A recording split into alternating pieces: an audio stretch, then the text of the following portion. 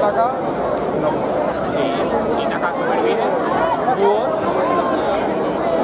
Después tocaba los Toprats, que nos medio fuimos para comer. Sí, si había moneda de allí. Canetum. Sí, había mucha.